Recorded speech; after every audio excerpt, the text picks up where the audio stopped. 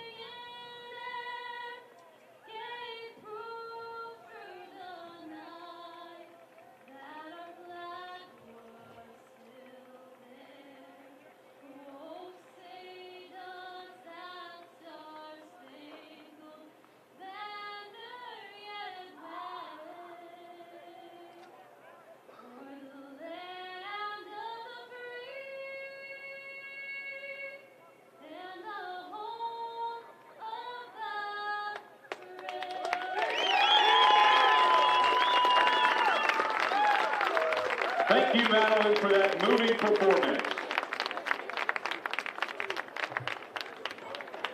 Now, please continue to stand as we pay tribute to fallen soldier and former 2008 Staples lacrosse captain, Lance Corporal Roger Muchnick Jr., who made the ultimate sacrifice serving our nation. Now, a moment of silence in honor of memory of Lance Corporal Roger Muchnick Jr.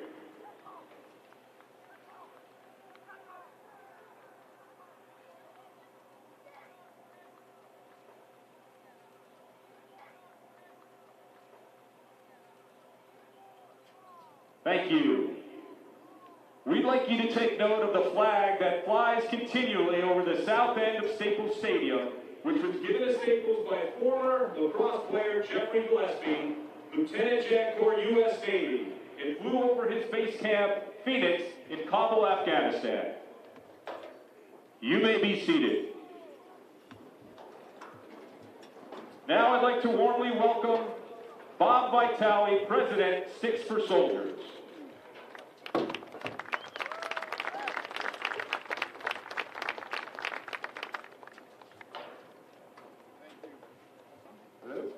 Thank you all for joining us today. It's not raining, so that's a good day in lacrosse, right? I promised Ed that I would keep this quick. Many of you know Sticks for Soldiers and are familiar with what we do, but for those that aren't, I'm going to take you through a brief history.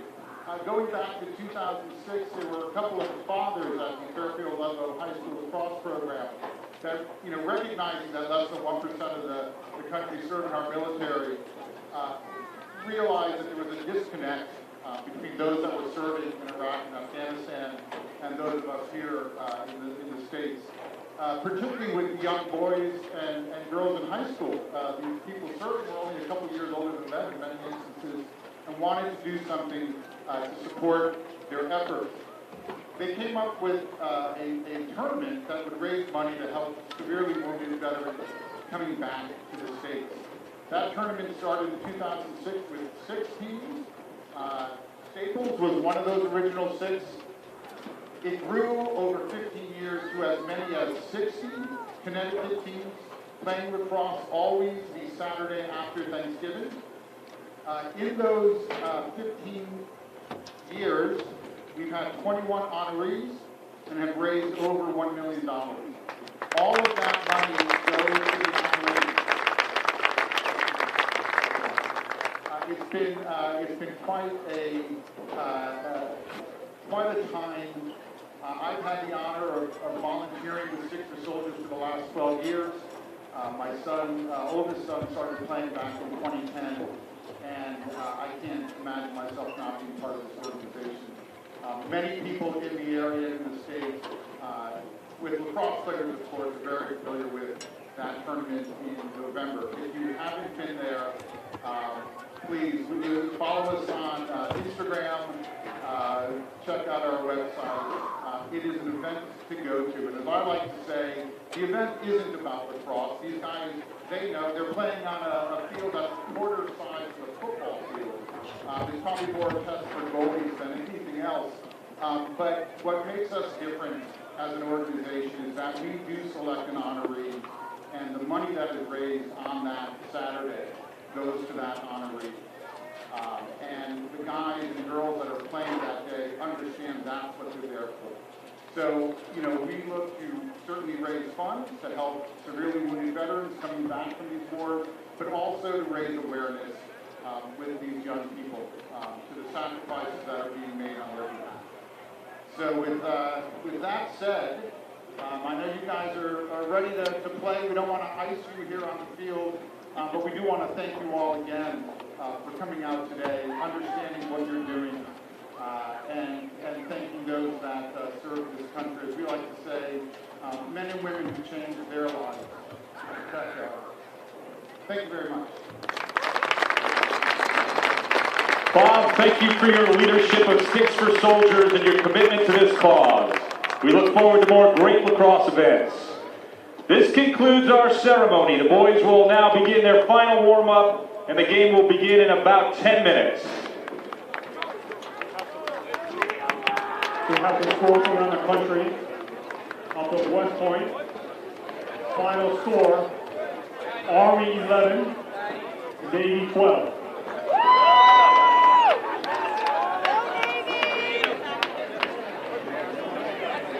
As we get ready for today's contest, a matchup between two of the state's best teams, the Warriors of Wilton and your Staples Wreckers. Let's introduce the fine young men and their coaches competing today.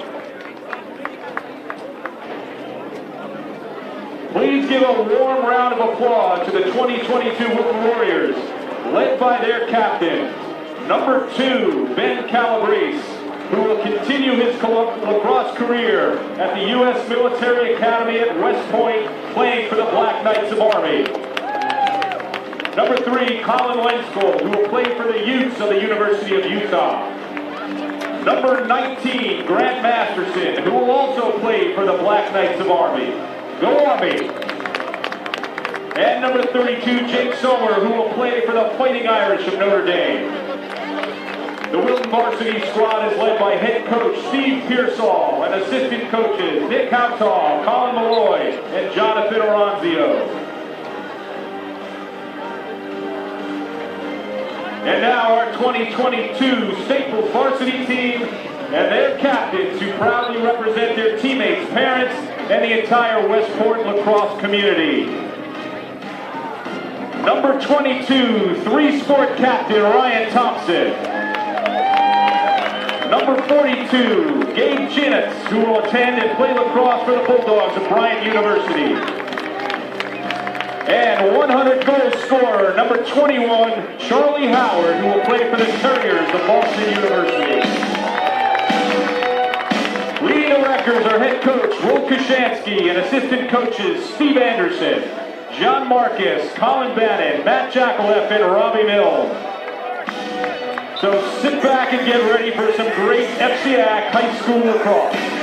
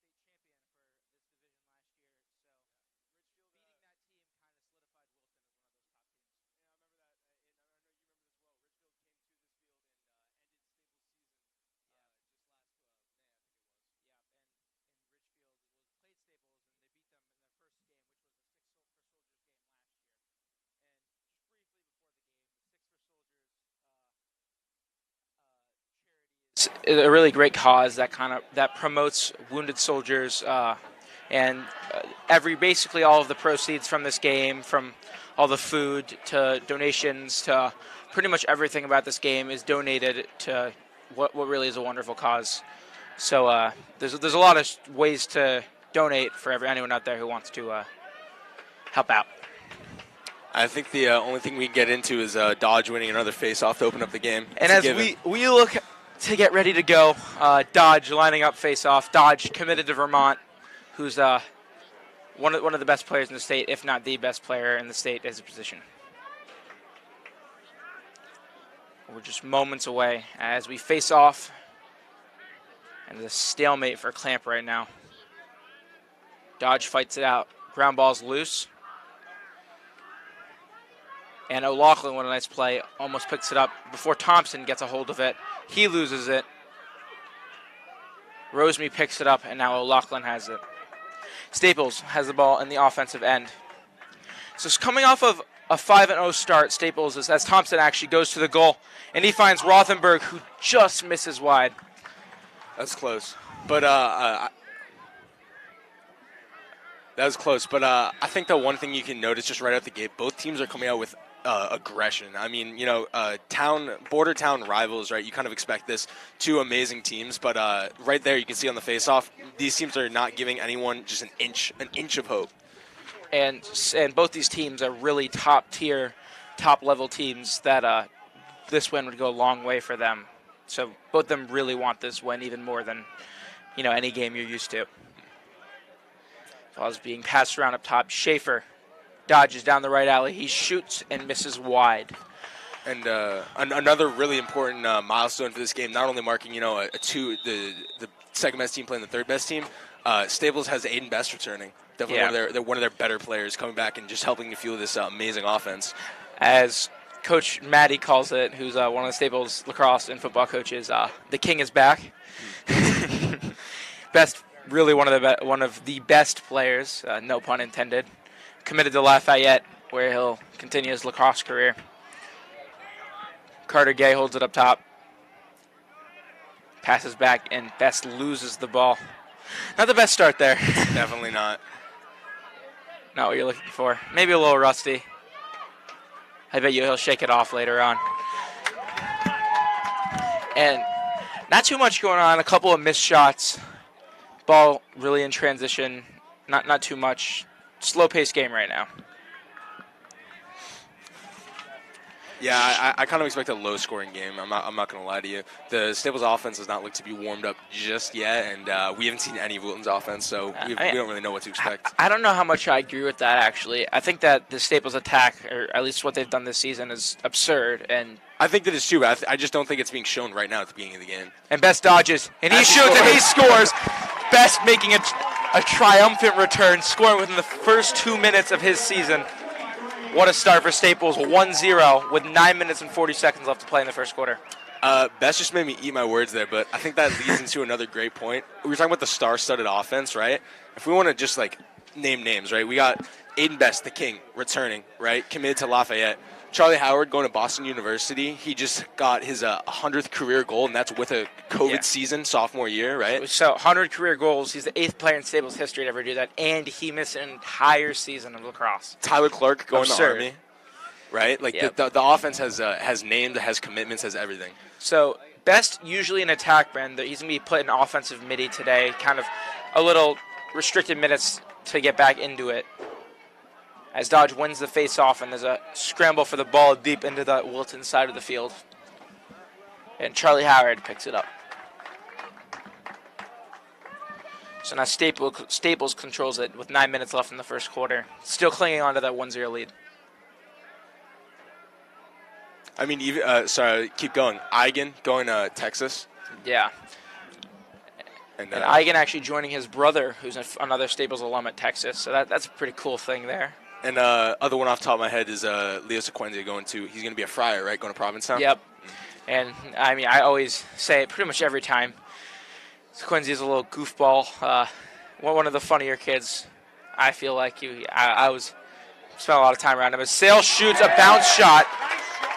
A really nice bouncer that sneaks past the goalie. That thing didn't have too much speed on it, but a good enough placement for that one to get in. That was an amazing shot by Sale right there. But Colin Lenskold, the captain goalie, he needs to kind of regroup here. I mean, that like, I'm not gonna lie, like it was a great placement by Sale. It was a great shot, but that definitely was savable. Yeah, no, that's one that he probably wants back, and especially because I play goalie, just coming off of a game. Give a little shout out to our JV team that just beat Wilton 11-8. That's one that he should have saved for sure, and I think he knows that as well. But a senior captain should be able to shake that off and turn it around. I mean, if there's one thing we know about lacrosse, though, Aiden, is that momentum can change quickly, especially early on in the game. So if he can just start rallying, the score could be flip-flopped in a matter of minutes. And now possessed on the side, Best. He's going to dodge again. He's got a short stick on him, and he draws the slide. Now Sequenzia has it. He steps down, shoots, and that ball's tipped, does not reach the goal.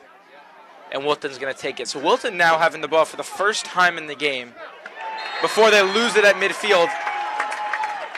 And give it right back to Staples. Yeah, Great defense by Schaefer. Yeah, Schaefer cut off, took a proper angle, and when a long pole's carrying it up like that, he's susceptible to that kind of thing. That's just the kind of turnover you cannot have. And now Schaefer is going to bring it in, and he gets into the offensive half. Howard holds it up top. Just working around the top right now. Not too much going on for Staples. And that's, I say that, Quincy dodges, and he shoots. And a nice save there. Yeah, beautiful save there. And Colin Leskold gets his first one. And as a goalie, that first save is so big. Just because it's such a mental thing to be able to do that. Yeah. Yeah, so that first one's huge. And now a moving screen called laundry on the field. The first time, some sort of unnecessary, unsportsmanlike conduct penalty. I guess Wilton with a moving screen and then talking back to the ref after that call is going to give Staples the man-up advantage. That's exactly what Staples wants right now. It's exactly what Wilton does not want, too. Yeah. I mean, obviously obviously you'll always take a man-up situation, but you cannot be man down right now when you're already down 0-2. Your goalie is not all in I game wouldn't mode say yet. that the goalie is not all in game mode. Yeah, I would just say that their defense isn't holding their own right now. And the Staples sideline, one thing that I think separates the Staples team is just how crazy that sideline went when something like that happens. Yeah. Always staying engaged. And I don't know if you saw the row the boat celebration right after that goal by Sale. Oh, yeah. This is pretty funny. Up top, Carter Gay shoots, and a nice save by Lenskold. Great save. He got down, and he was all over that one. And now a lob pass. Howard almost got to it. And he makes a great check. Over the shoulder kind of check on Wilton, and that's going to give Udell a nice shot, and he just misses. And a nice save by Lenskold there. A slow bouncer that he just gets the top of his stick to and pushes it over the top of the net. That would have been a highlight play right there. That was a beautiful pass from Clark, too. And Howard setting that up is something that's I mean, those are the plays that win games when you can get the ball back in transition. Definitely. Possession momentum going. Yeah. Especially with how thin the possessions are for Wilton. As a pass to the crease from Udell gets Carter Gay a wide open shot. And the score is 3-0 with 6 minutes and 37 seconds left in this first quarter. But with these possessions so thin for Wilton right now, you can't fail 2 clears already into the game. Exactly. I mean, it's the same thing. It's the same thing that comes down to every other lacrosse game that we call. If a team is every team that loses, they always have a turnover problem. It's always a lack of possession. It's never that they're taking shots and they aren't going in. And Staples wins that possession battle every game, and that's in part due to Henry Dodge, who sets up with the face-off X right now. But the thing is, if Wilton can just start getting some possessions and getting shots on goal, it's bound to be a closer game because some of them are going to have to go in. And Dodge flipped it back, and Staples could not get the ground ball, and now there's a scuffle for it. And it's with Eigen, who gets the ground ball, and a flag goes down for a holding on Wilton. And that's going to be a 30-second, another man up for Staples. He got his stick caught right into the arm of Eigen and kind of held him back. which is not allowed. I mean, obviously Wilton is playing down right now, but Staples has everything going for them. So I wouldn't be surprised if they can pour in another goal here, extend the lead to 4. You didn't do it. What? The laundry on the field. I'm sad. It's too soon. I can't do it that it doesn't make it special. I thought it's every time. It's every time, but that's I like mean, 2 minutes. It was like 2 minutes away. You know what I'm saying? Yeah, I know, but it's that's what makes it special is that you do it every time. All right. Back to the action. Man up. Ball's being quickly sent around to the side. No shots yet. Sequenzia. Rothenberg. To Schaefer, who gets his pass deflected, but he gets that ball back. Just crossed the halfway point in the first quarter. Under 6 minutes left to play. Up top, Carter Gay gets it, and he shoots. Pings top right corner, off stick side from the goalie. I mean, that shot was a beauty. That was a beautiful shot. Yeah.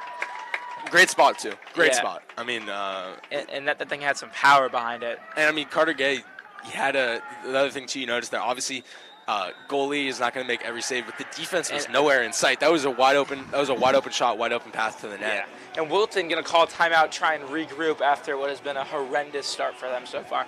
You know, they still haven't held the ball in the front half of the field yet. I know, and I think what it's going to come down to is obviously they need to step up their defense. But even if they do step up their defense, if they can't muster up any clears, then, I mean, what's going to happen? It's not even a lacrosse game at that point. I mean, it's absurd. We're halfway through the first quarter, and they haven't had the ball yet. And Staples stretches those possessions so thin that if something like that does happen, where you can't ride it over, the game's practically over. I mean, yeah. I mean, do you think that once Wilton starts, like, as soon as they kind of start getting their momentum going, I don't know what their coach is telling them right now, as soon as they get clears and they start putting shots on goal, we know they have the talent to put it in the net, but do you think that they'll be able to pierce the Staples defense? I mean, we haven't really seen it yet, but I have faith in the Staples defense. There's all 3 of the defenders that have been out. Actually, not exactly. They've had a couple of juniors out, but 2 of the 3, in Ajiri and Chinitz, are D1 commits.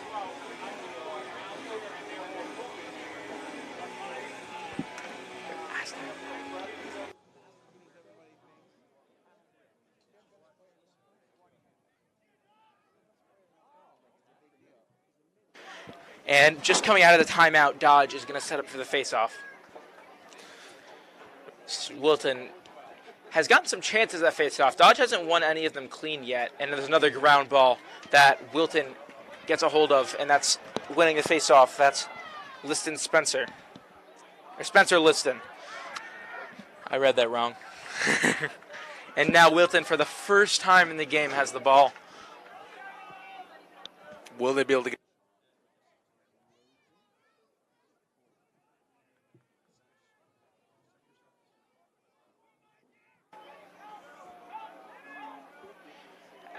And Wilton passing it around the top.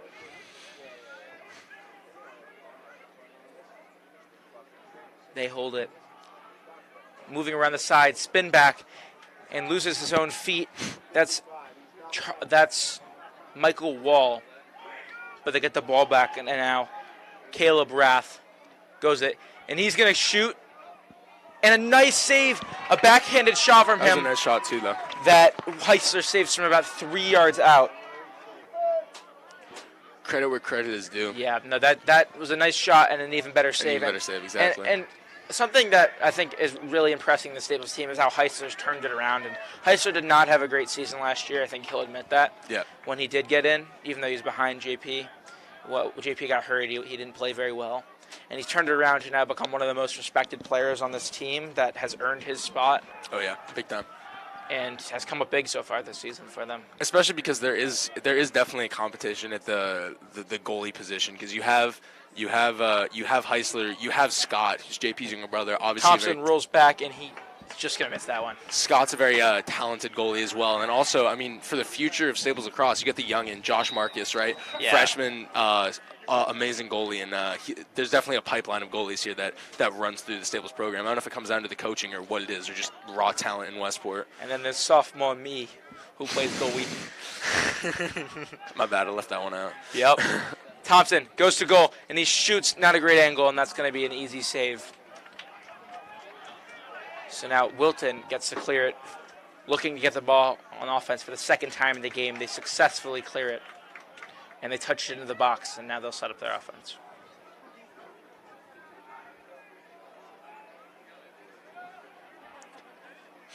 On the side, Rosemary defends. Charlie Johnson over to Caleb Rath. Now held by Sean Wiseman, and he dodges. He's going to come up top, shoots, and that ball's checked out of his stick before he can get the ball on net.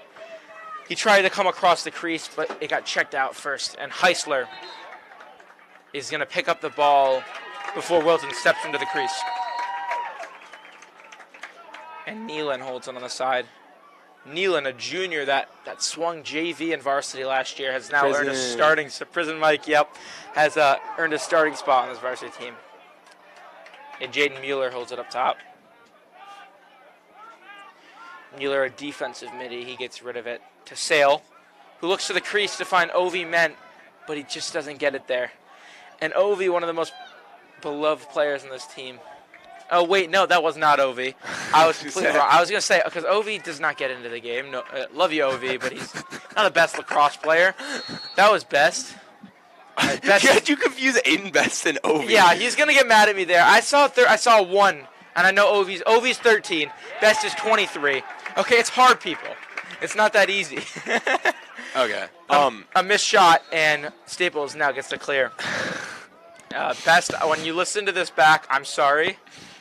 He's going to get mad at me for that. Ovi's going to be happy, though. He thought he was Aiden. Yeah. Ovi is one of the leaders on this team that doesn't play a lot. It's very, very cool how Ovi commands a team that he doesn't really play much on, just because of how much he's respected and how beloved he is by his teammates. So Ovi has a spot in a different way on this team, but no, he was not in the game yet. Thompson holds it up top. He rolls back. No shot. He gets it to Sequenzia.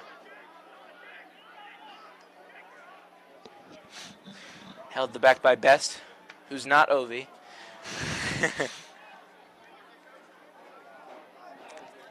Best gets rid of it. Howard to Sequenzia. Sends it to Clark. Now to Best. A lot of aimless passing right now and some dodges. That's finally a pass, and Thompson gets to unload, and he steams one high. What a shot by Thompson. 5-0 Staples. That was beautiful. There's nothing about it. Perfect spot, top right corner.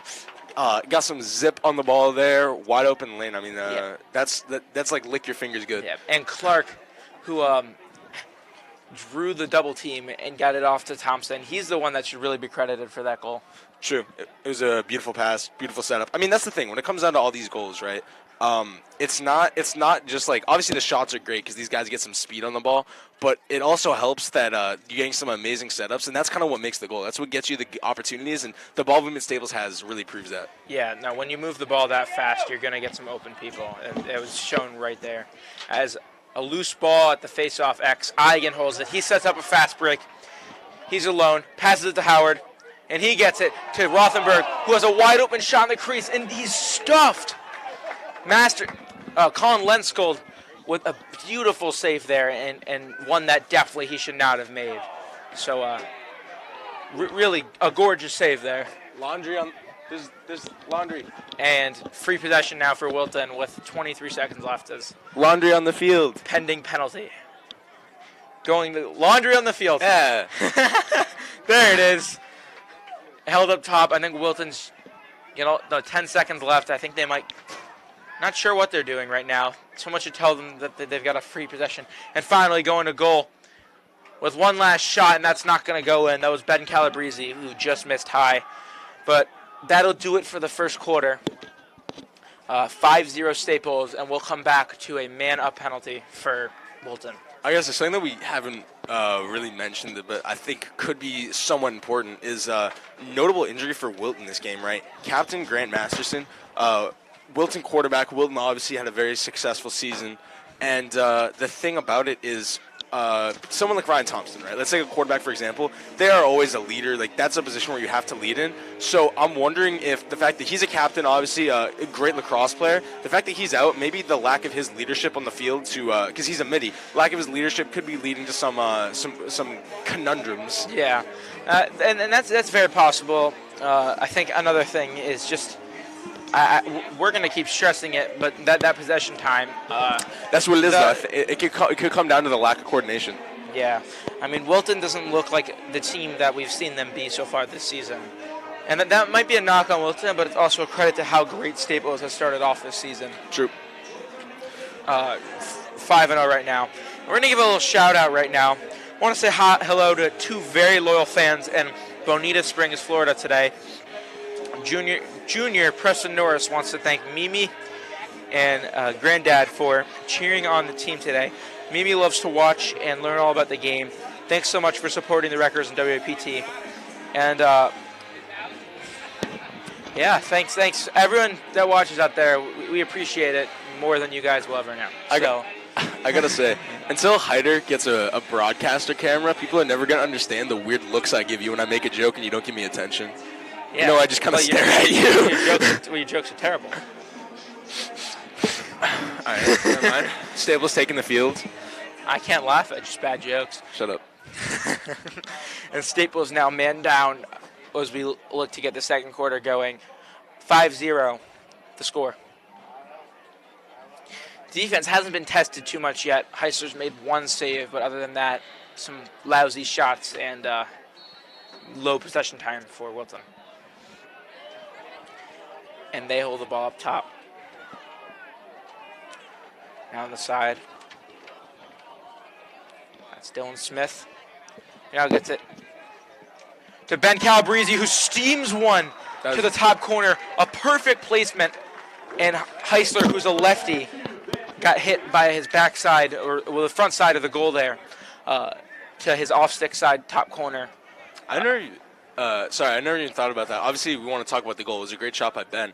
But Aiden, is there a certain, like, in baseball, I know there's an advantage being a righty or lefty position. Is there an advantage being a righty or a lefty as a goalie, or is it really it's completely dependent because you can shoot from anywhere on the field. That's exactly what I was thinking. Yeah, so, I mean, it depends on the person, but both these goalies today are lefty. Everyone else on the rosters are righty, and I'm a righty. I find that if Heisler was a righty there, it would have helped him in that shot. But who's to say if that happens on the other side? You know what I mean? Yeah. Yeah. As a tied clamp right now, no one pulling that ball out. Both them fighting for it, and Thompson picks it up. Finally, and Dodge hasn't cleanly won a clamp today, but Wilton has a really great face-off. I guess props to Spencer Liston. He's definitely giving Dodge a run for his money. Yeah, some amazing clamps. And Liston's also committed. It slipped my mind exactly where, but I know that he's another top caliber Fairfield County face-off guy. Yeah. That's best hold to the LAX. Have some trouble there, Andy? What? I was trying to think of where he's going. For some reason, I thought Tulane. I don't think that's right. And Udell got a good run at the goal, and he just couldn't catch the pass. Would have had a 5-yard shot, but he just lost that one. And Wilton, defender, brings up the field, breaks his own ankles, but he gets rid of it. Liston going to Providence. Fryer.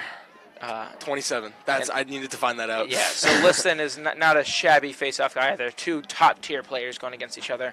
And I guess Liston will be joining Leo. I was going to say future teammate of Leo Sequenzio. Yeah. Go Friars. Go Providence. And Chinitz makes the switch. He's guarding at X. Playing some good defense. Calabrese gets the ball with a little bit of space. Does not shoot. And now a shot coming in. And a beautiful save by Heiss, who loses the ball a little bit. And scooped up by Nealon there. And that shot came in from Caleb Rath, a Wilton offensive midi. And that ball should have gone in. Heiss stretched out. Oh, yeah. And got low and got moves horizontal. And the ball tips off of Wilton before going out of bounds. Could have easily kept it. Could have easily let it go out, but they tipped it. And a stupid error gives Staples the ball back. Now Gay gets it to Thompson, who has a wide open shot, and he gets stuffed. Another great save from Let's Gold, who's finally come in and He's coming doing alive. a great in the job. third quarter, yeah. I mean, that's his third interior save today, which is really unheard of. Yeah. I made a couple of those today. Another shameless plug for myself. The craziest, the craziest thing for me is how long these lacrosse games feel. So definitely not too little and too late for Len School. No, because they're so long and it's so easy just to string together goals compared to other sports. I don't know what it is about lacrosse, but it feels like the time goes by like 5 times slower. It's not like it's a bad game. It's just like all maybe the you just don't want to be here. No, I love it. I love watching lacrosse. Ball out on the side right now. That's Michael Wall. Wall gets it off to Caleb Rath. And I held on the side. That's Charlie Johnson. He dodges, draws a switch, and Thompson, the offensive mid, he's stuck on the defensive end. Going to goal. Dodge, shot, sidearm, and it's just not going to go. Tight angle there, and Thompson doing a good job on defense for a place where he does not spend a lot of time. Charlie Johnson just misses wide. So what does Wilton got to do to get back into this game, Andy? Wilton has to. Honestly, I think they're already kind of doing it. Right now, obviously, the score doesn't reflect it, right?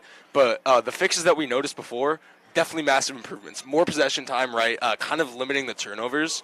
I think they're kind of doing the right things now, but it's just the scoreboard isn't going to reflect that because they've got themselves into a deficit. Calabrese takes a shot and gets checked by Nealon, and that shot sails out of bounds quite slowly. But, yeah, they're finally getting possessions, and Wilton has the ball, and they've actually possessed the ball more in the second quarter than Staples. And now, wide open, shoots actually around a defender. Matthew Giller just hits the post, and it doesn't go in. And now a steamer shot misses high. That one came in from Charlie Johnson. I got to say, the Wilton that we saw in the first quarter and the Wilton we're seeing now is definitely like night and day. It's a big difference, and that timeout for sure. Definitely, and it doesn't mean they're going to come out on top or anything because they did build themselves into a deficit, and Staples is a very good team. A good shot, but a better save from Heisler, and that was Michael Wall, who shot low, and Heisler met that ball low. The thing is, being second and third in the state, Staples wins this. It won't really do much for the rankings, but if Wilton was able to pull off a win in this, that would be huge. Why would it not do anything for their rankings? If it's 2 and 3, if Staples is the second best in the state and they beat the third best, they're just going to stay at 2. Well, I mean, it's better than beating 10. Oh, no, no, it totally will, but I'm saying they're going to stay at 2 because well, yeah, but Staples Darien. is also ranked 23 in the country right now, and they're looking to move up. That's true. I guess beating the third in state would move them up probably into the mid-teens. When you expand the sample size, yes, that is true. I was just looking at state rankings. Yeah. Right now, is it Darien still on top? I think it goes. Although New Canaan did beat Darien, which was an interesting thing. I feel like Darien probably still has to be on top, though. Yeah, but Darien, a show of the team they were last year for sure, is the storyline. Go around Fairfield County, how they've jarred the door open for another team to do it, and maybe Staples this year. And some quick passing from Staples, but one gets tipped and it goes out of bounds. Staples retains possession. And I got to say, I think talking about how, Darien's kind of had a decline since last year, I feel like Staples has been on an uptick, which is kind of surprising, having, some very good seniors in that last class. But, I mean, they're showing no signs of slowing down this season. I would argue that they're better. And Howard at X, he passes it off to Best, who just can't put one in. That's a fourth interior save made today. Now Canary possesses it up top. He gets it to Howard. To Best. And Best is going to dodge. He's got a short stick at X. And he goes left. Draws the slide. Passes that one off. Eigen holds it. And now Eigen's going to dodge. Eigen doesn't get anywhere. He passes that off to Howard. Howard now going to dodge. Howard against a short stick is not a good thing for defenses around the state.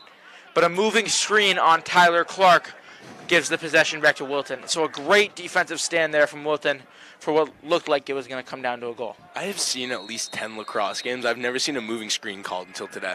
Well, now that's 2 on the day. That's what I'm saying. Well, I mean, it happens. Like in football, there's a lot of penalties. And then football, there's a lot of penalties that are not as I'm saying common. just like, I feel like it's these refs that are enforcing it more than others for some reason. Like you're a legal man downfield, remember that? Shut up. when we played O-line together. It was a stretch. That doesn't get called very often. As Wilton gets a shot on the crease, tight angle, and Heist makes an interior save. Listen. And then Wilton follows up in the crease, and Staples going to get the ball back. Some great goalie play today from Staples. Some ridiculous saves. Allow me to plead my case real quick. Caleb called stretch and then threw the ball. That's not on me. Yeah. Okay? You were the only one downfield. There's 4 other linemen. Yeah, I was hustling. You should learn about it. But what I mean by saying that is that there's a lot of penalties that are rules in the game that don't get called as often. That's true. Even if they happen a lot, like refs don't always. There's a lot to call. Yep. And Sale now holds it up top after a successful clear. He gets it to Jack Eigen. And a timeout from Staples. They want to talk something over on the offensive side of the field. So 5-1 is our score right now. Staples holding a firm lead with just under 5 minutes left to play in this first half. So, Andy, now after about 4 minutes since I last asked you, has it changed? What do you think the teams need to do? What their weakest points are? What they need to do to win this game? I think the only simple way to put it for like Wilton to win the game is they're doing the right things, right? They're keeping possession. They're not getting those like stupid turnovers. Like they definitely limited that, and they're like on the right track.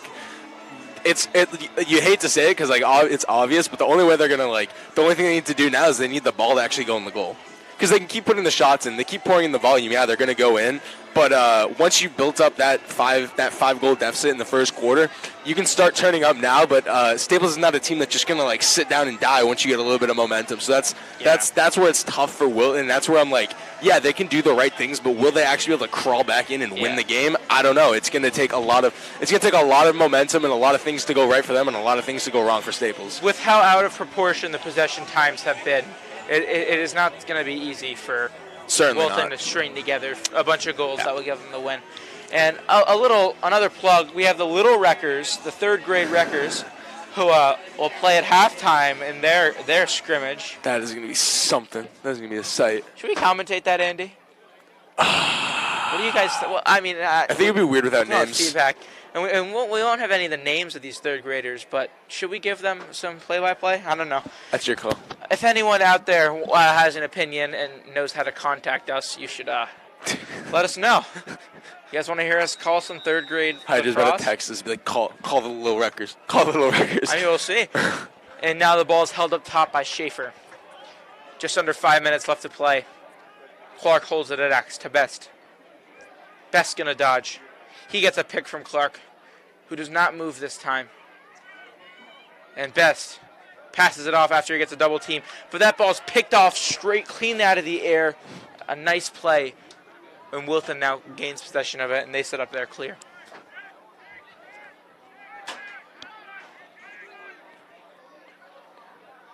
Passes it off, and now going down the field, that's Jake Somner. Somner, the Pole, committed to Notre Dame. Arguably, I mean, I don't know everything about this Wilton, but he is the kind of unanimous best player in this team. Yeah. Committed to Notre Dame to play next year. So. I don't like Notre Dame. Legit. Not a huge Notre Dame guy, Andy. Nah, BC. Is that a rivalry? Go Eags. Oh, big one. Big time. To be honest, I didn't know that. As going to goal, Wilton draws a slide. Ball goes down. O'Loughlin with a great play. And O'Loughlin actually last year was an offensive midi, and he's made the transition to defensive long stick midi. Yeah, I love Andy. Andy O'Loughlin. DJ Andy O. He gets real playing time for this team. He's a starter, and making that position change is a really cool thing. And now Heisler holds it to Roseme. Back to Heis. And he passes it over. But timeout Staples before the 20-second clock goes over, and they'll reset that clock when they get back.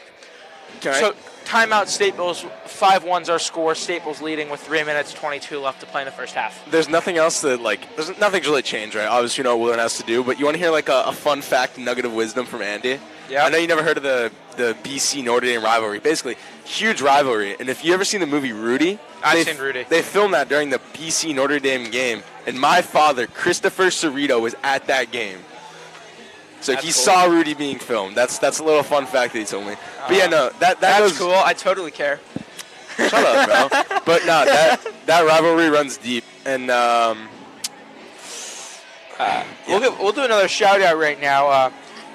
We want to say another hello to senior Alex Ligori's Pop Pop.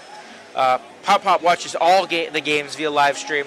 We also heard he's very proud of Alex for being named player of the game last week for a great performance in the game against Stanford. And Ligori, another player that doesn't play a ton in these closer games, but he is another vocal leader for the team. definitely.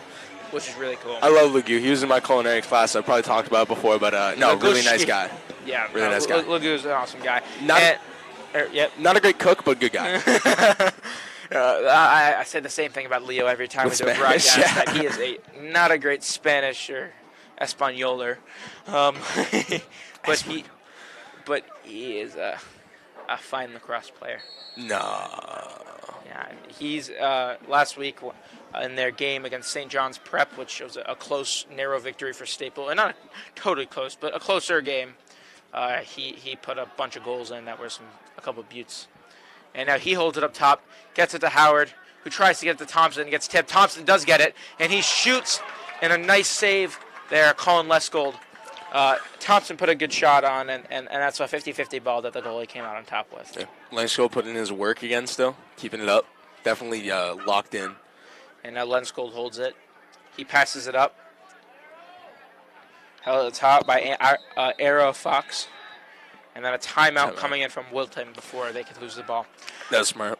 So we'll do another shout out. Shout out to Wrecker fans in Port St. Lucie, Florida. We hear that senior Nick Augeri's Grammy screams so loud during the games that we might be able to hear her all the way up here in Westport. Thank you for listening, Grammy. I don't see Bubby on here, our favorite shout out from last year. Shed a tear. But what's it called? We haven't had a face-off in a minute, but I think that's going to be another like key thing that's going to come back into it.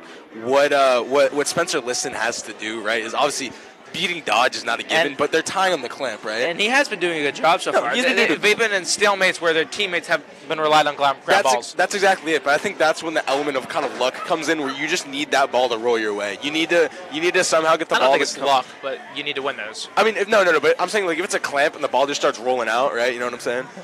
It's just what's up? What's up, Coach? And we want to thank everyone who's watching the Wreckers and following our broadcast today. If you're watching the live stream and we'd like us to give you a shout out during one of the games, upcoming home games, please reach out to Melissa Augeri and she will let us know. Melissa Augeri at gmail.com to give a little donation, help out us at WAPT, and get a little shout out. I'm Batman. And Wilton now coming in with the ball. 2:38 left to play in this first half. Wilton would love to get another 1 or 2 goals to get this closer at halftime. Going down the right side, that's Rath, who gets it to his brother, Charlie. So Caleb and Charlie Rath are number 21 and 22. 20 and 21. They are both, Twins. Yeah, they're both twins that hold big roles on this team as offensive middies. And they play catch with each other right now. Drives down the right alley. Now held at X. That's Michael Wall. He passes it off. Charlie Rath. He gets mauled by Gebecki. Andrew Gebecki mauls him and nowhere to go. And now Nealon gets it. And then he gets rocked. And he loses it. And then Gebecki gets it back.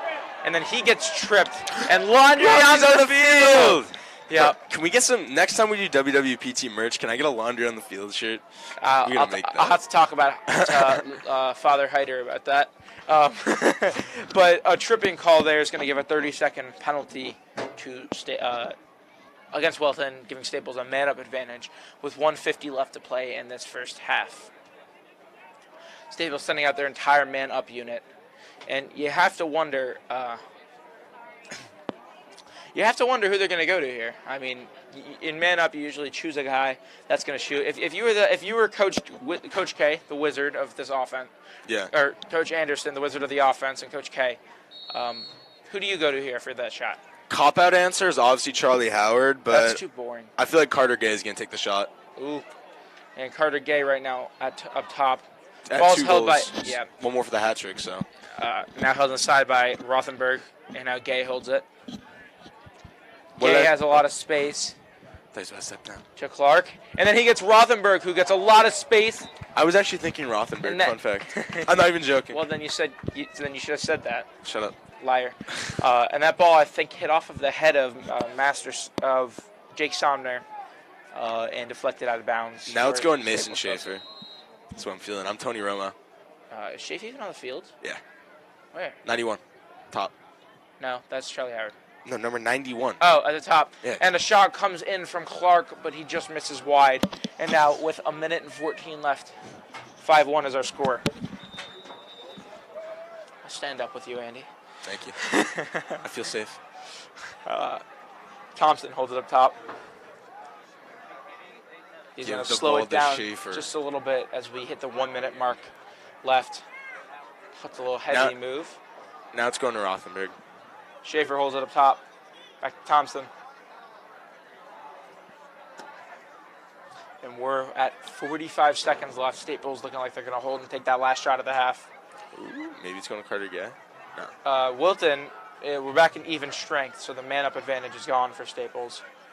And now a flag comes in with a hit to the head. It's going to Udell. It's going to Udell. He just subbed in.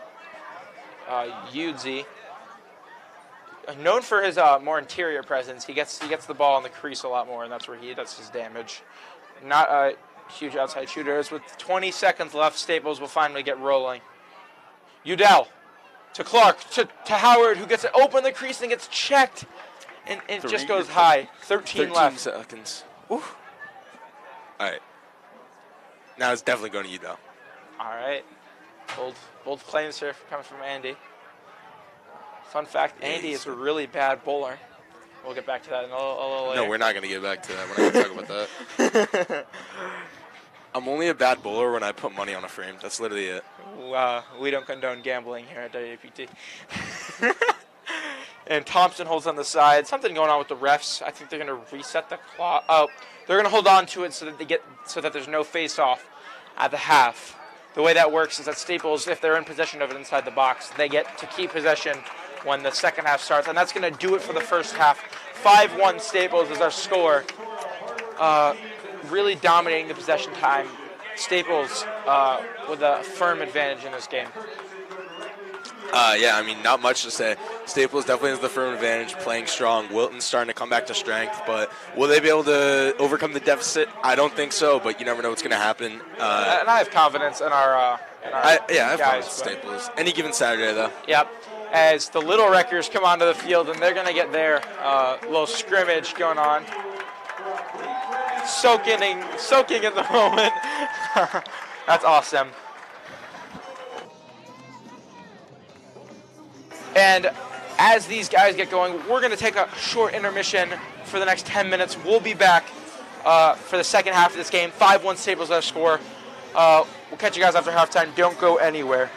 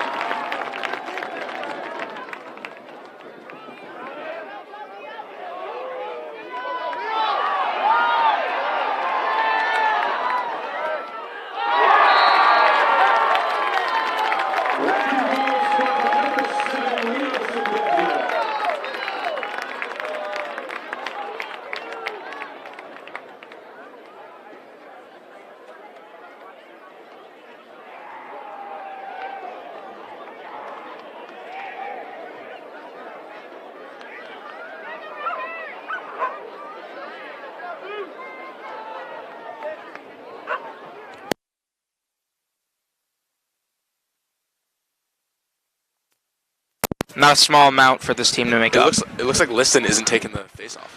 They're going to try something new with a pull, and this is their Notre Dame commit, Jake Sommer. Yeah. So this is a thing that teams do. They'll bring out a pull, and they'll have him like swipe at the ball or smack at the ball, and they're basically not really worried as much about winning the clamp as they are Win the ball.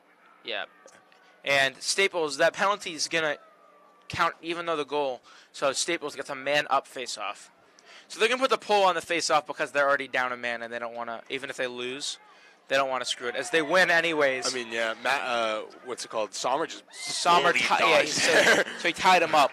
He pushed him out of the way and didn't allow him to do anything. When Sommer's a big body, I'm not going to lie. He's not like... you know what Sommer reminds me of from last year? Who am I going to say he reminds me of? Kevin Lynch. Yep. Yeah, no, it's same. It's the exact same body part. Like, there's big bodies like Spo, but no, Sommer's just built. Sommer's just a big guy. And Spo, referring to Nick Augeri. But Sommer reminds us of Kevin Lynch, who's now playing at UMass Amherst. Was the 4-star last year. Was a 4. Well, I don't even know what that means, but he was, I don't he was know a team captain. I mean, who makes the stars? Lacrosse.com, maybe? I don't know. I don't know. The mysteries of life with Tim and Moby. As a skip pass gets tipped and Wilton gets the ball back. And Jake Sommer holds it on the side. Ball's going to get up the field. Held by Tommy McKiernan. And he's going to go to goal. He's got some space, but he passes it off. And a horrific pass. He tries to throw that backhand in, just skied it. Michael Wall was not happy about that. He was yelling at his guy. 4! Because that went over. Like a golf ball. I got it, yeah, golf. Yeah, bad jokes. Going, Schaefer's got a little space. Yeah, maybe bad dad jokes aren't meant for us.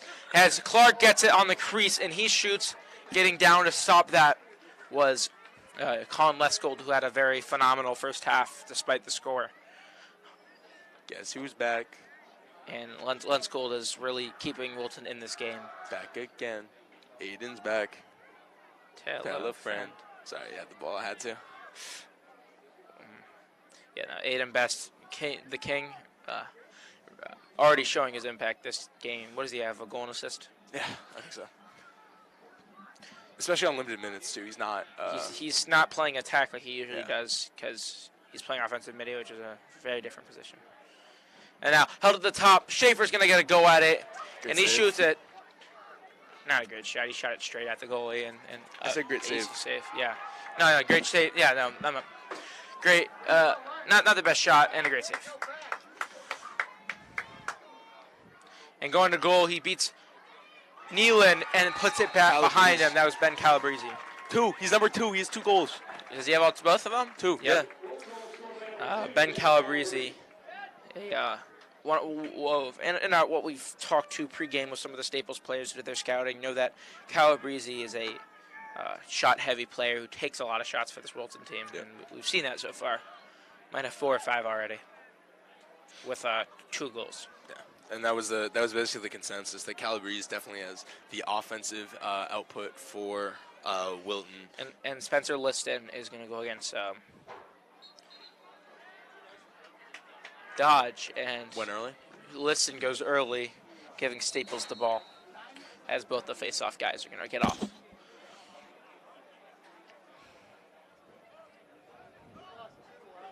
Now Best holds it up top,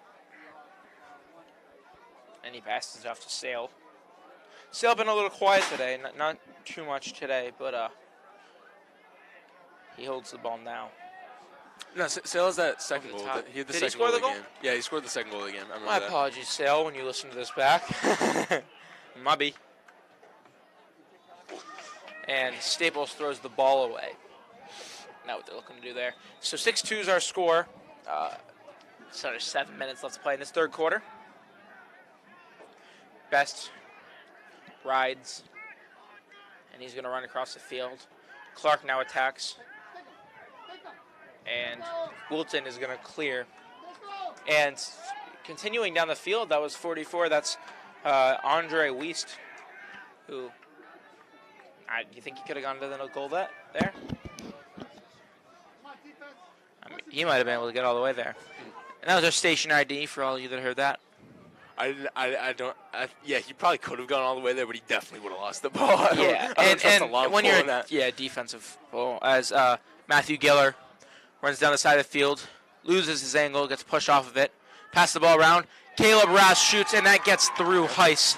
A steamer of a shot beats Heiss low, and that's Charlie Rath. I mean, this is the momentum we're talking about. And Wilton climbing back into this one. 6-3 is our score with just exactly halfway through that third quarter.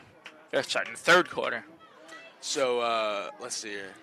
They're winning in the quarter right now and cut the deficit down to 3, right? Do you think that they'll be able to keep this momentum going? I think the momentum is going to be there for Wilton if they win this face-off. Obviously, it comes down to face-off possession, whatever. But I think at some point Staples will have to take the time to regroup. And they didn't put Liston out there. They put their second face-off guy because Liston got a second early penalty of the game, so he had to come off for one face-off. Oh, getting to the goal, spinning around Chinitz. That was the guy who took the face-off, Ryan Lueng, who now has the ball at X. He's gone entirely down the field, and he finally gets rid of it, but he gets hit in the head, and that's going to be a penalty on Staples, and you can feel the momentum shifting towards Wilton. Come on, Staples. They're not crumbling. I would say crumbling, but they're falling apart slowly. No, they're not falling apart. You're talking about a couple of goals and a couple I'm not of mistakes. I'm not saying that. I'm saying it's the mistakes. I'm not talking about the goals. I'm just talking about the mistakes in general. They're not playing as smooth and strong as they were. So they're falling apart.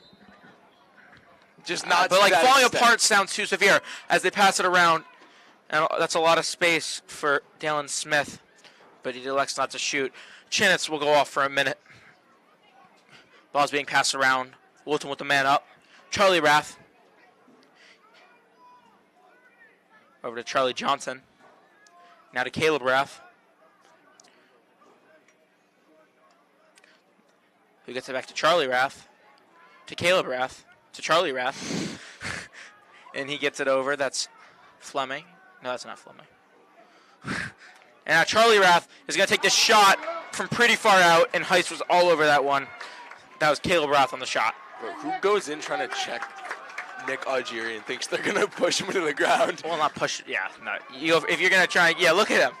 Algieri, that's a mountain of a man. Oh, and he throws a pass that gets picked off. Ben Calabrese has a go at the goal with a lot of space, but he loses it, gets on the back check, and Wilton will have to regroup after getting that ground ball. Charlie Johnson holds the ball on the side of the field. And now Caleb Rath has it. Now Charlie Rath has it. God, this is getting out of hand. This feels like Ridgefield last year with the Colesies. The two Colesies. Yeah, Colsey. Yeah, no, it's like the same thing. And now possessed on the side, Michael Wall. Back to Charlie Rath.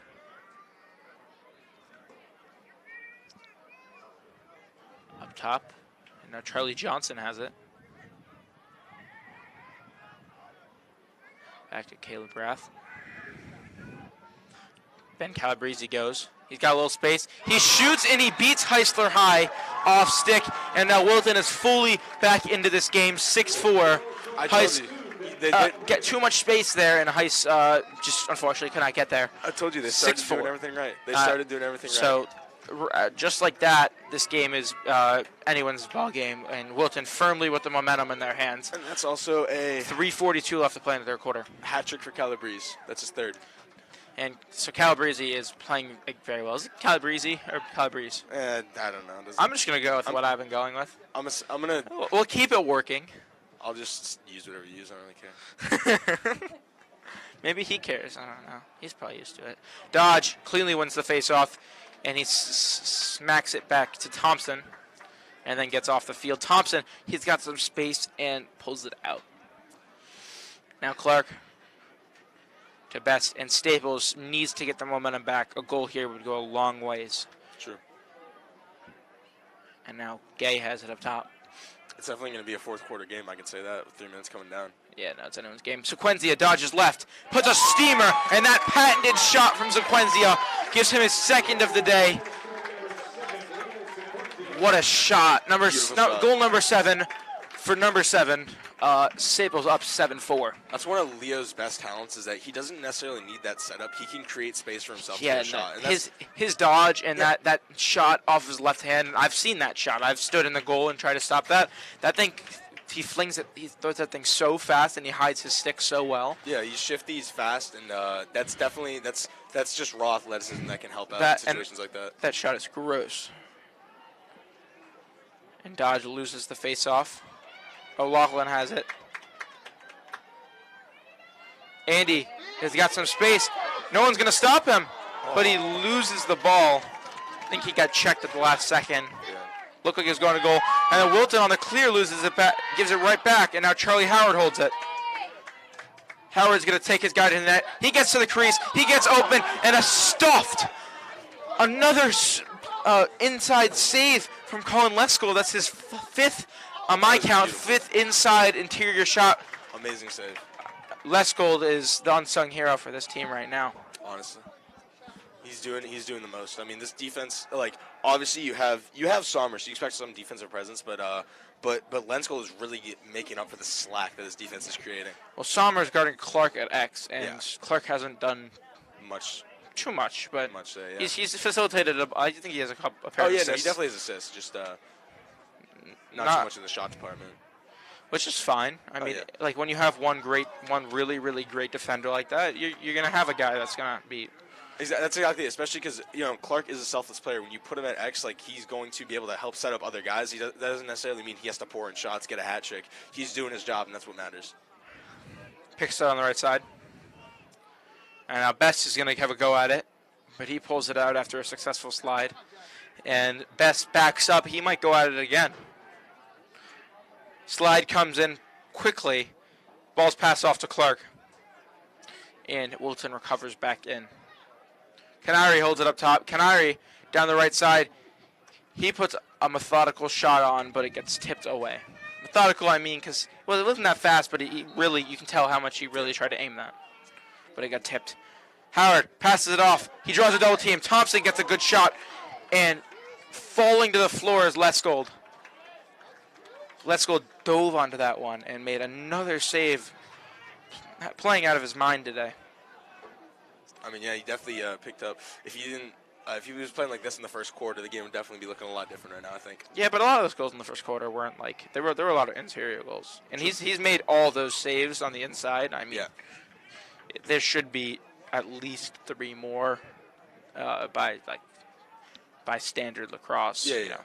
As going to goal, get some space was Charlie Rath, but I think that ball might have been tipped by Heisler, and that thing goes wide.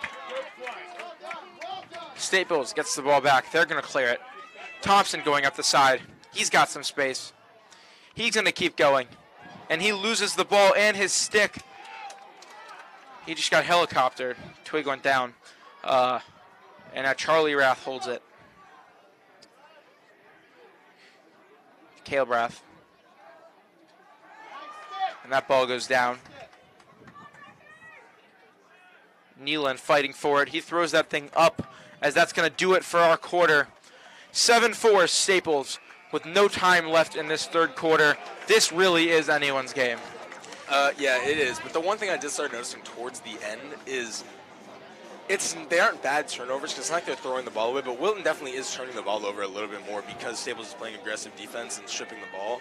That is not necessarily Wilton's fault because you can't really do anything about that if a team's playing great defense, but it's definitely going to be something that's going to slow up their momentum and kind of halt their comeback into the game here. But fourth quarter, that's when the true stars shine bright.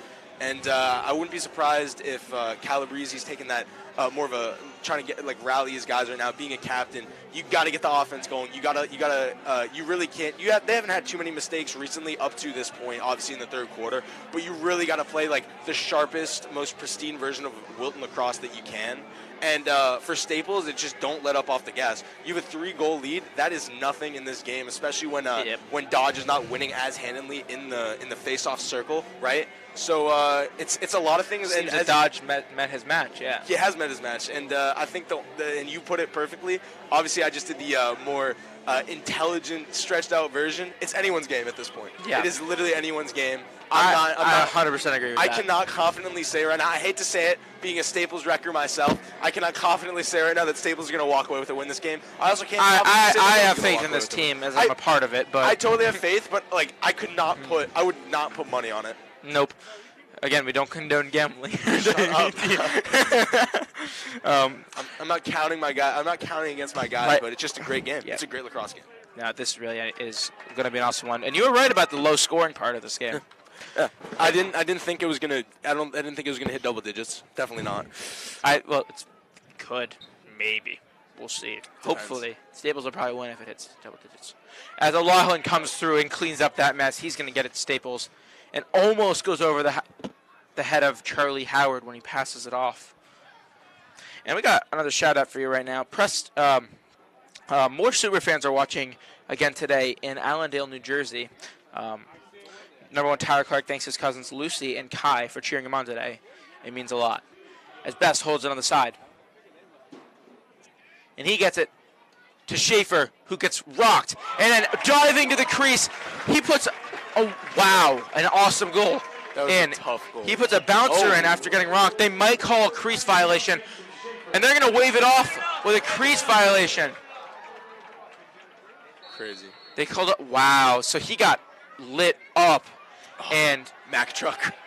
And now going to the field, Sommer, no game commit. So Schaefer makes a nice move, gets sandwiched in between two defenders, really gets hit hard, and while he's falling to the floor, he puts a shot in.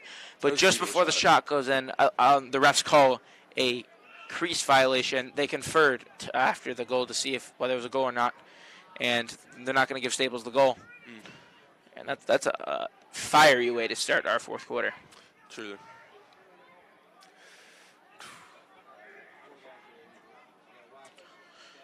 Going around the side, he's a step on Chinitz, and he passes it off to Caleb Rath. A beautiful pass coming in from Charlie Johnson to Caleb Rath, and he's going to slot that off stick low from Heisler. And now the score's 7-5 Staples. Oh my God, bro! Why is this game so I entertaining? mean, Andy, we asked for a close game. I think it's something about the Sticks for Soldiers game, because last year the Sticks for Soldiers game we played, unreal. I gotta make sure we get this one next year as well. That's exactly it, bro. Both the Ridgefield games were amazing last year. I think maybe if Wilton meets down the line, this could be the next Ridgefield game. We'll see about that one, but right now we have a face-off from Dodge. 7-5 is our score with 10:30 left in the fourth quarter. Face-off. Dodge wins the clamp, and he hits it backwards, but Sale cannot cleanly get it. Ball's a ground ball on the floor, pops up into the air, and Liston's going to scoop it up. Liston gets the ball into Wilton's offensive half. He gets space going towards the goal, and he tries to find off-stick low, and he just misses the side of the cage. Liston got a good go at it there. That was his shot. That was his time. Moment was too big. And Liston actually lost the helmet there. He got hit hard by Algieri, who was coming across the crease. The Mack truck himself. Listen has some valid helmet tilt. I'm not gonna lie. He has some good tilt. I love how that's what you're looking for in a game like this. Are you kidding me, dude? I could do a drip review for every player on the field. Give me your drip review of Charlie Howard right now. Oh my God, the leg sleeve. Oh, that is literally like that is the pinnacle of drip. And Chinitz on his guy. He goes over the. I don't know what I'd call that check, but I've seen him do that before. And the ball's being bounced around, and Wilt don't pick it up. When he gets beat, he pulls his stick over the guy's head and down onto the back of the stick, and forces the ball out. A really hard maneuver to pull off. One that only the Bryant commit, Gabe, can pull off. As Rath takes a shot at it, and he misses wide. That was Charlie Rath. 10 minutes to go, and Wilton is commanding possession. This is a scary situation for Staples and Coach K. You know what? It's got me on the edge of the seat. But you know what? I have confidence in Coach K. I think he's one of the best lacrosse coaches I've ever seen. Yeah. And this team is such a well organized team that I think that they're able to not let the moment and the momentum get to them. That they're going to play just as good. And now the top, Calabrese takes a go at it, and Nealon got to him just as he did that, and ball goes sailing. Calabrese shoots hard. Yep. Ooh. A lot of these guys definitely do. Oh well, yeah, but I just that one just looked extra fast. Yeah. Even as Nealon approached him, he still went for it. Yeah. Oh, And- we expect that though. We knew he was Yeah. going to be shot heavy. Definitely have a Yep. higher volume. Caleb Rath goes, and Heiss stretches across the crease and gets to the opposite side low. Gets his stick there, and that's going to be a nice save there. Tyler Clark has a good drip too. He's the leg sleeve going to. Again, there's 8 minutes left in this game, and it is a 2-goal game as Staples was up top, and you're worried about drip. Yeah. God, you're such a child. Lacrosse game is an hour. Drip is forever. It's a little more than an hour, Andy. Of actual game time is 15. That's 12. Oh, well, shut up. You're wrong. Like always. And Gay holds it up top.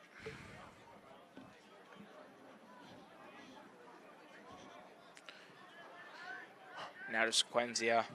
He's going to do that rollback move, and he goes for it. But all ready for it was Wilton. And he gets it to Carter Gay, who gets some space, and he shoots pretty easily saved there by Leskold. And now getting double teamed on the clear. Wilton loses it. Howard, that was Sequenzia and Thompson almost took it from him. And now Sequenzia and Thompson are stuck on defense because of that attempt to take the ball back. So Wilton has the ball, and Sequenzia is going to get off really fast. Sequenzia might be the fastest player on this team. Missed him out on the Probably football is. field last year. Yeah, Sequenzia played football, had to quit for some lacrosse reasons, but he'll be back next year. And no, that ball, a shot, looked like it went in, but it really hit the side of the net. A tight angle there, and he pulled that one a little too much. That was Michael Wall. I thought that went in too. Yeah, no. When the net shakes like that and you see the ball, it's hard to tell whether it goes outside or not. Yeah. But then you don't hear the whistle. That's what happens. And Thompson goes to net. He gets pushed off. And Charlie Rath right now stuck on the defensive end of the field. He hasn't really been here too much. But Thompson's got a offensive midi with him. And Best holds it. And he throws an errant pass to Clark. Best showing a little bit of that rust right there. And that ball's going to go out of bounds. 6:30 left to play. Wilton down 2 with the ball. That's a mistake. Oh, is it? Really? Now going up the field, getting harassed. Oh, God. How did he That's get through that? Sean Wiseman, who's might need a stick check right now. I don't know how he held on to that ball. Now he's got some space going to the net, but Sequenzia gets there. Sequenzia is stuck on defense again. Not ideal for Staples. Wiseman holds it, guarded by Sequenzia. He waits a second, then he passes it up to Caleb Rath. He's guarded by Gebecki. And he tries to get it over to Calabrese, but it misses, and that ball's taken by Matthew Giller. Giller going down the right side. Guarded by Nealon. He passes to the crease, and Andy just dropped his headset as a pass to the crease gets into the net. That was Charlie Rath. No, was that Caleb Rath who slotted that one? No, that was not. That was Charlie Johnson who caught the ball in the crease and put it in. 7-6 is our score. We have a 1-goal game. It really is anyone's game. It's a ball folks. game right now. This is a battle of 3 versus 2, a season-defining moment right here. It's time to see who wants this one. As True. Dodge fights for that face-off, and he loses it. You can see. But then he gets it. Some sort of whistle. Across the field, the man, the myth, the legend, Dave Rudin, just writing in his notepad. Yep. And now on the side, after that whistle, I think a procedure call on the face-off, Staples has the ball on offense. Held at the top. You're yawning. Really? Shut Oh, my God. This is boring to you? No, it's not boring. I'm just tired. God. All right. Thompson holds at the top. He backs up. He looks like he's going to dodge, and he starts that dodge. He's going to sweep over the top. He pulls it back out, spins back lefty. He passes it to Sale. Sale fires one, bounces, and it just misses wide of the cage. 5 minutes left. Staples up 7-6. Schaefer holds it on the side. He gets the pick set by Sale. Guarded by Tommy McKiernan. Now guarded by George Hahn. Hahn puts it into to Schaefer, who bounces the shot past him and right over the goalie's head. That's going to give Staples a little 2-goal cushion, 8-6, with 4:43 left to play. Schaefer puts that bouncer, and as a goalie, I can tell you that if that ball bounces properly and you go down to get it and it bounces back up over your head, it's practically impossible to save. Yeah. And we saw that there. 8-6 Staples. That is crushing. And that was some good defense. Schaefer shot it around a guy who was leaning into him. I mean, great defense, better offense. Yeah. And we get ready to go for a face-off. And now O'Loughlin sets up the fast break. He gets it to Schaefer, who finds Best on the crease, who throws it behind his back and misses wide. He wasn't angled properly, and that ball sailed wide. Liston missed the scoop by that much. Yeah. That's unfortunate. And that is such a big, that little miss sends the ball all the way 80 yards down the field. And a whole different thing. Staples now up by 2 with 4 minutes and 30 seconds left to play. Carter Gay backs up. He's going to bring it to X. He spins back. Content to just hold on to it. Eigen now holds it up top. Eigen slowly, finally sets up a dodge. He goes, passes before he gets completely rocked on defense, but that pass sails wide, and Sequenzia could not get there. Wilton ball, 4 minutes left to play. Wilton sets up the clear. Lenskold holds it. He passes it up. A nice check by O'Loughlin, but the ball stays in the stick of Matthew Giller, and Wilton calls a timeout just before Giller goes out of bounds. 3 minutes and 47 seconds left. Staples up 8-6. It's anyone's ball game. What do you got to say? What's I got nothing. I'm speechless, man. Like there's no improvements either people could make. I don't know. Wilton put the ball in the net. I gotta say that saying that you're speechless is not a great thing when you're calling a game. That's true. I think I'm just more speechless because I didn't expect the game to be like this close going into the fourth quarter. I really did think like back in the back of my head I thought Staples was probably gonna pull away a little bit more. If you told me in the first quarter that this is what was gonna happen after seeing what looked like it was gonna head towards a blowout, yep, I would have probably told you were wrong. Yeah. Maybe laughed in your face. So Wilton has outscored Staples in second, third, and fourth quarter. Staples has scored 3 goals since the third quarter. Wilton has scored 6. So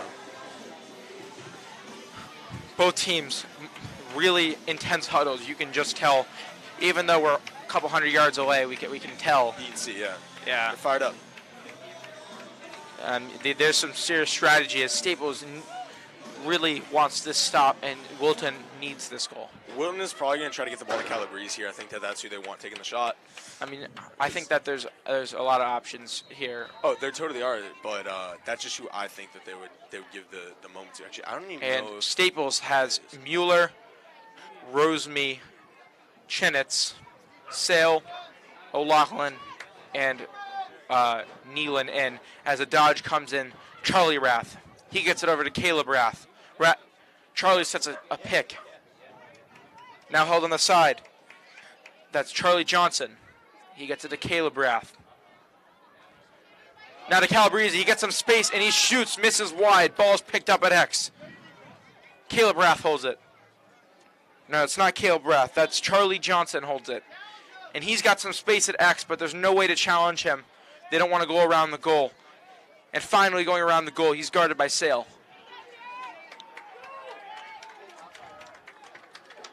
Charlie Rath going to dodge. He's got the short stick on him. He shoots. Heisler makes the save with the body. His midsection there. And Staples has the ball with 2 minutes and 45 seconds left. It's now time to play keep away. Mueller holds it in the middle. Mueller's going to bring it over midfield. And he passes it off. Now Best holds it to Sale. With 2 minutes and 30 seconds left, Sale has it up 2. 8-6 is our score. Stale gets some space. In 20 seconds, Staples will be required to keep the ball inside of the box. That is a rule. Keep it in rules. Thompson. He gets it to Schaefer. Back to Thompson. And officially, Staples must keep the ball inside the box. Thompson holds it at the X. And he's just going to hold on to it.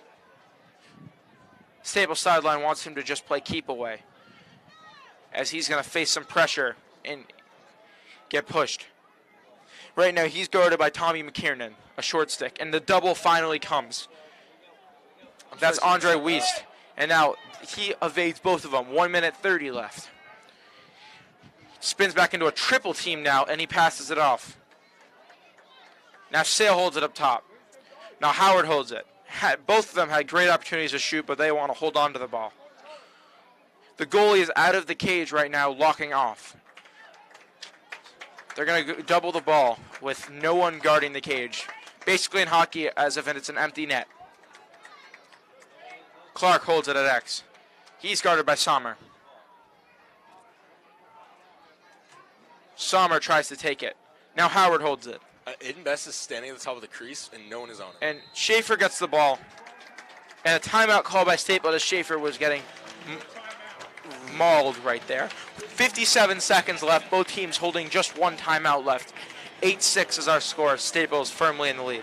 Real missed opportunity there because Aiden Best was standing at the top of the crease in open cage, and there was no one on him. I think I agree with Coach K's decision on this. I mean, I'm not the coach.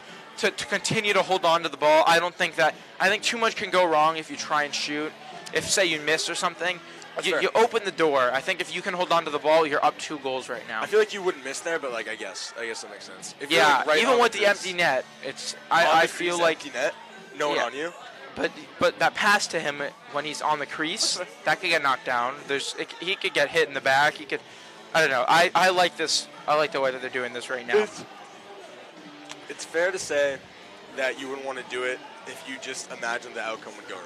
I can understand that. Well, you're trying to mitigate risk right now. You don't want any chance of losing the ball. I don't think there's risk in that. I really don't think there's that much risk in that. But there still is more than holding on to the ball. And Staples will make a plan right now. Very intense huddle, you can tell, on the offensive side. Wilton is going to continue to keep their goalie, number 3, Colin Leskold, out of the cage. There's still an empty net right now. Staples elects to shoot the ball. So 57 seconds left. Staples up 8-6. You think it's wraps? I think Staples is going to take care of this. So Thompson takes the ball outside of the alley. He's got 10 seconds to get it in, and Staples must keep it in. That's just a last 2-minute rule in the fourth quarter. I think Staples is going to be able to get away with it.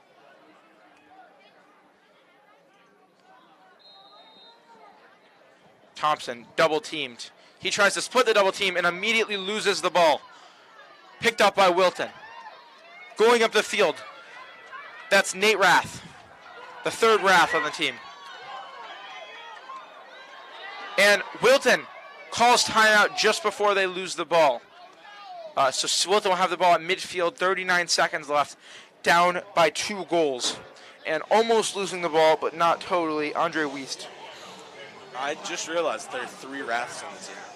There are. There was crazy. a 3rd Rath, and that Nate Rath is a sophomore. Yeah. So you have 2 twin juniors and a sophomore. Huh. He also is one It's of a big lacrosse 2 family. sophomores on the team. Yeah. The second biggest we've ever called. Can you tell me number 1? Was it Colson? Yeah. The coach. Coach, and, the and coach 2 of the and players. yeah. It's a lot of Colsies. We don't have. Do we have any brothers? Yeah, we have the Eigens. Yeah, both Eigens. But Sam Eigen, who played with us on the JV team today, doesn't really get too much burn, unlike his brother Jack. Yeah. Mullet Man. And Mullet Man. Oh, we even called him that today. All right, Jack, we're calling you Mullet Man now for the last 39 seconds of this game. Mullet Man is not in the game right now. But I see you on the sideline. That's an MO.